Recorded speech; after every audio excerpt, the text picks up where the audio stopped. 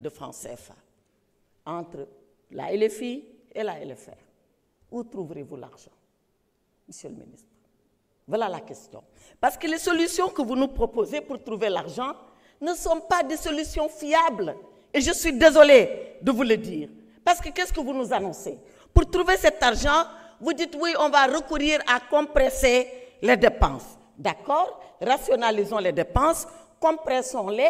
Mais quand vous nous annoncez que c'est seulement pour un taux de 0,5% que vous avez fait d'effort de décroître les dépenses sur le budget général, alors vous êtes loin de retrouver 1000 et quelques milliards. Vous nous dites oui, on va mobiliser les ressources. D'accord? Mobilisons les ressources, mais que vous nous dites, qu'est-ce que vous nous dites pour mobiliser les ressources? On va élargir l'assiette fiscale et on va augmenter la pression fiscale de 20%. Alors, Monsieur le ministre, dans ce document de LFR, vous nous parlez d'élargir cette pression fiscale à 20% en 2025. Dans le document que vous avez sur l'orientation budgétaire, vous dites que vous atteindrez ce taux de 20% de pression fiscale en 2029.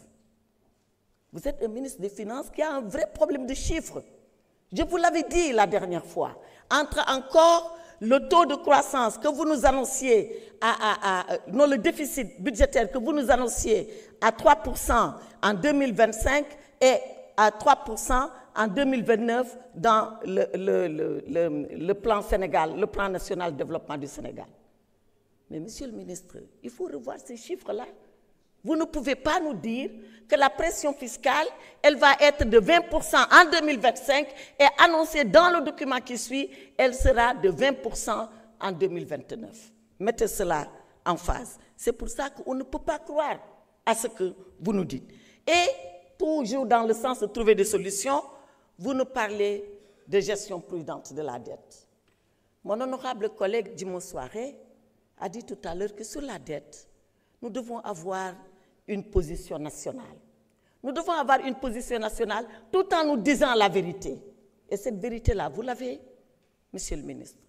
Quand Abdou Mbow est venu ici à ce pupitre, vous avez une réaction presque de politique pour quelqu'un qui n'en fait pas, même si on vous encourage à le faire.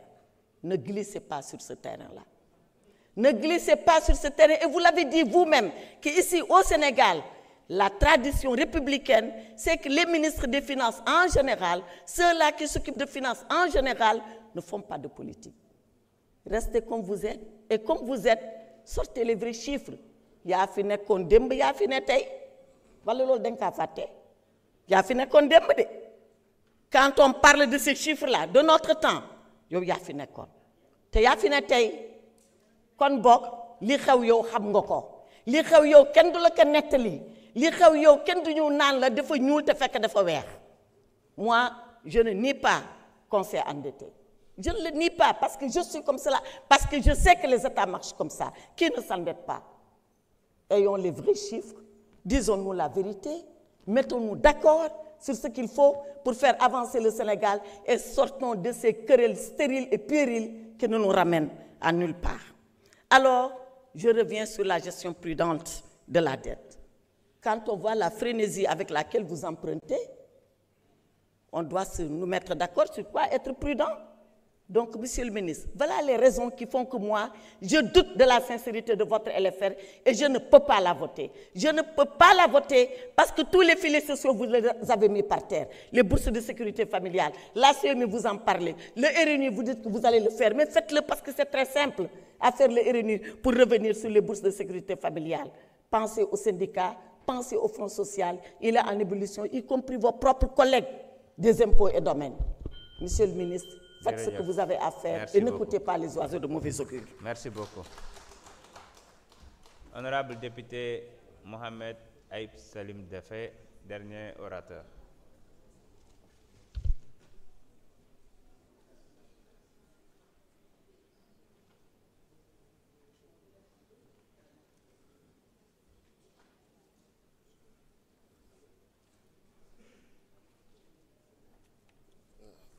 Merci beaucoup, Président. Chers collègues, Monsieur le ministre des Finances et du Budget, Monsieur le ministre chargé des relations avec les institutions, je pense que Tout à l'heure, certains collègues étaient venus ici pour poser des questions préalables tendant à demander le report de cette séance, mais on s'en est rendu compte qu'ils n'avaient aucun argument sérieux à opposer.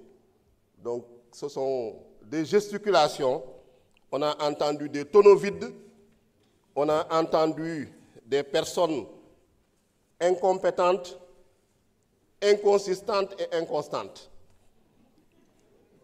Et amnésiques aussi. Puisque, bon, d'ailleurs c'est leur nature de renvoyer, hein. Ils avaient renvoyé l'année dernière le DOB, le débat d'orientation budgétaire, vous vous souvenez, c'est les mêmes qui avaient tenté de renvoyer l'élection présidentielle en décembre, etc. Ils veulent renvoyer également le vote de la loi de finances rectificative, avec des arguments vraiment très légers, sans aucun fondement. Même en première année, les cours de finances publiques, vraiment, première année de droit en cours de finances publiques, quand même, on peut quand même pouvoir maîtriser certaines notions, le déficit, la dette, les besoins de financement, mais que de la confusion. Soit c'est de la manipulation, comme ils ont l'habitude, mais soit c'est de l'incompétence. Ils ont vieilli à l'Assemblée nationale, mais ils ne lisent jamais les documents. C'est pourquoi ils sont toujours derniers, ils sont toujours retardataires. D'autres sous couvert, parce que bon, non inscrits, quand on est non inscrit, on veut toujours faire preuve d'originalité. Toujours quand les gens passent à gauche, on dit bon, je vais passer à droite pour montrer que je suis original. Sans aucun argument également, en disant on va reporter les... Mais quand même, ce n'est pas sérieux. Pourquoi reporter la loi de finances rectificative alors que les sociétés, les entreprises sénégalaises attendent les 500 milliards que vous avez prévus dans cette loi de finances rectificative? Et ces dettes-là, ce sont les dettes que l'ancien régime a contractées. Ils ont emprunté plus de 2500 milliards auprès des banques, sans informer l'Assemblée nationale, sans autorisation parlementaire. C'est un crime budgétaire. Et nous pensons que nous, au sein du groupe parlementaire Pastef les Patriotes, d'ailleurs avec le futur règlement intérieur, qui a renforcé les prérogatives des commissions d'enquête, on va ouvrir des commissions d'enquête sur ces questions-là, sur ces crimes budgétaires et financiers, avec la complicité de certains parlementaires. Voilà, donc pour ce budget, cette loi de finances rectificative, je pense qu'elle vient à son heure, parce qu'elle répond vraiment aux conditions de l'article 47 de la loi organique relative aux lois de finances.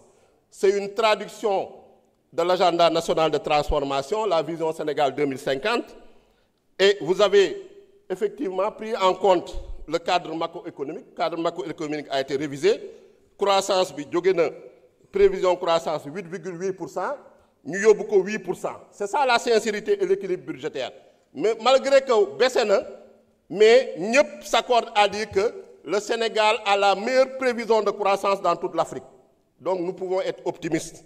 Nous pouvons être optimistes parce que si nous avons une priorité d'investissement, c'est le développement humain, équité sociale, gouvernance, sécurité, secteur primaire, agriculture, élevage, pêche, énergie, courant, hydraulique, ndormi, également numérique, et organisation des Jeux olympiques de la jeunesse Dakar 2026 pour booster le tourisme. L'ol moy recouper les priorités des populations sénégalaises. Également, si nous regardons si orientation, principale orientation, le programme de relance des secteurs porteurs de croissance. Lolo dama bëgg monsieur le ministre nga delluwaat ci bu baax wax stratégie de relance boobu. Parce que si stratégie de relance boobu ngeen jël 500 milliards pour fay bor yu nga xam ne ñoom ñoo ko leboon yu si ëpp dañ ko détourné woon sax mun naa ne parce que gis nañ si ñu si bëri ñu leen jàpp ils payent des cautionnements de 500 milliards 300 milliards fu ñu ko jëlee.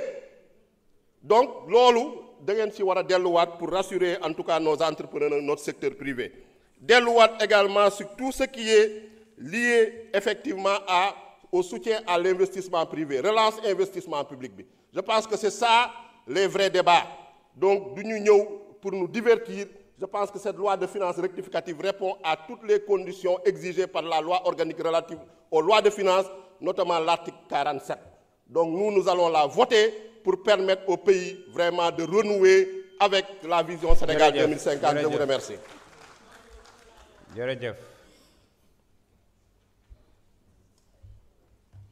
Merci beaucoup, honorable.